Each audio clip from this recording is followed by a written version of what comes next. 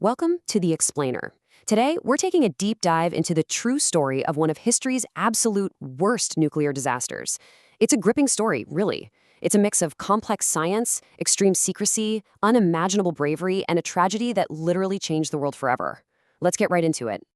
Picture this. It's April 26, 1986.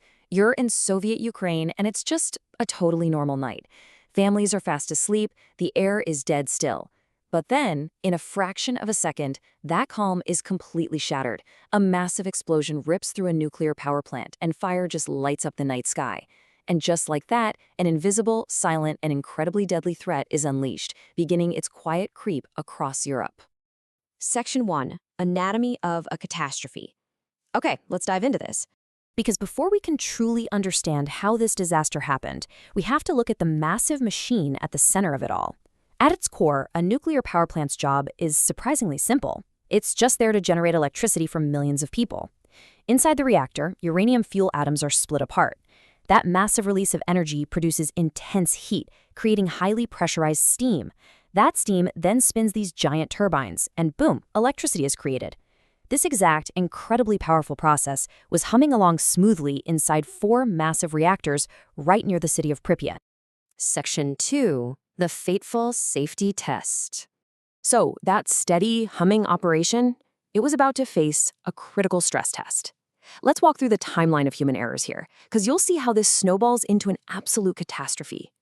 On April 25th, the engineers wanted to answer a simple question. If the power failed, could the spinning turbines keep the cooling systems running temporarily? Well, hours earlier, the test gets delayed. That means a completely new, different shift of workers takes over.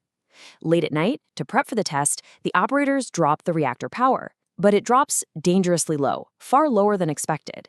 Now, instead of just aborting the experiment, they try to recover the reactor. They actually disable critical safety systems and remove the control rods.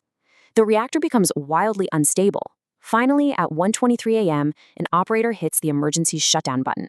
But instead of shutting down, the power surges violently. The steam pressure skyrockets, and massive explosions literally blow the roof completely off the reactor, shooting radioactive material straight into the atmosphere. Section 3. The invisible, deadly threat. With the reactor now completely destroyed, the immediate aftermath introduces a chilling new reality. When the first responders rushed into that blazing wreckage, they were facing a terrifying irony. They thought they were just fighting a massive, regular fire. They had absolutely no idea that the chunks of rubble burning all around them were actually highly radioactive graphite straight from the reactor core. Some of these incredibly brave firefighters literally picked up the radioactive debris with their bare hands just to clear pathways. Almost immediately, they started experiencing terrifying symptoms. A strong metallic taste in their mouths, sudden violent vomiting, their skin literally burning, extreme debilitating weakness. You see, they were absorbing lethal doses of radiation, and somberly, many of those courageous first responders wouldn't survive long after that night. And here's the craziest part. Just 3 kilometers away from this raging radioactive inferno stood the city of Pripyat. 50,000. That's the population of the city. 50,000 men, women, and kids. And shockingly, as this fire raged on, life just continued normally. The very next morning, kids played outside, families went about their weekends. As the radiation levels were spiking to unimaginable and deadly heights, absolutely nobody had been told the truth about the catastrophe unfolding right next door. It took 36 agonizing hours. Really think about the weight of that number for a second. For a day and a half, those 50,000 residents breathed in radioactive particles, completely unaware of the danger, before the Soviet authorities finally sent fleets of evacuation buses into the city. The sheer tragic irony of this moment is captured perfectly in the exact instructions given to those panicked residents. Take only essentials. You'll return in a few days. It's such a haunting quote, filled with dramatic irony. Most of those people never returned to their homes. Pripyat didn't go back to normal. It became a ghost city, completely frozen in time, exactly as it was left on that chaotic day. Section 4. The Soviet cover-up.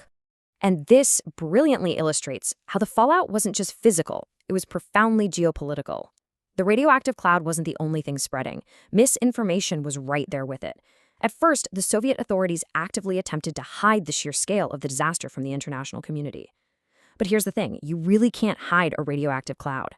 Hundreds of miles away in Sweden, nuclear power plant workers suddenly detected unexpected radiation on their own clothing. Now, at first, they panicked. They thought their own reactor had sprung a leak.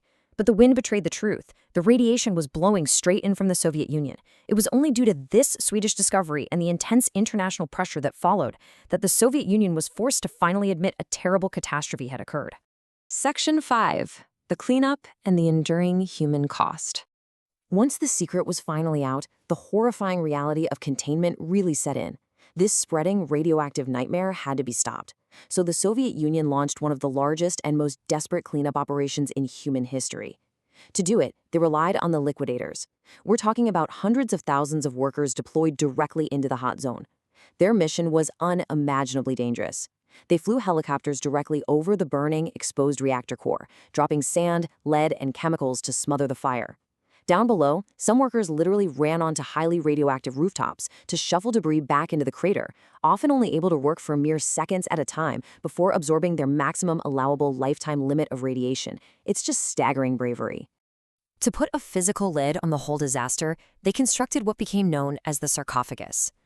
This was a massive, hastily built concrete and steel structure erected right over the smoldering ruins of Reactor 4. It was designed to literally and figuratively trap the escaping radiation. But while the sarcophagus trapped the immediate threat, the danger inside never completely vanished. It was essentially a giant temporary bandage placed over a wound that would last for centuries. The impact of this single event reverberated globally. You have the immediate deaths of those brave first responders and the heavily debated number of delayed deaths from radiation-related illnesses over the following decades. Thousands of people permanently lost their homes as entire communities quite literally vanished from the map.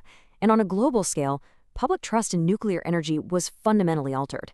It serves as this stark, permanent reminder of the severe consequences when complex technology and human hubris collide. Which brings us to the end of our explainer today. But I want to leave you with a lingering, somewhat provocative question to ponder. Was Chernobyl caused more by human error, those operators disabling safety systems in the dead of night while under immense pressure? Or was it actually a bad reactor design that allowed such a catastrophic failure to even be possible in the first place? Looking back at the facts we just uncovered, where do you think the ultimate responsibility lies? Think about it. Thank you so much for joining me for this deep dive. Stay curious, and I'll see you in the next explainer.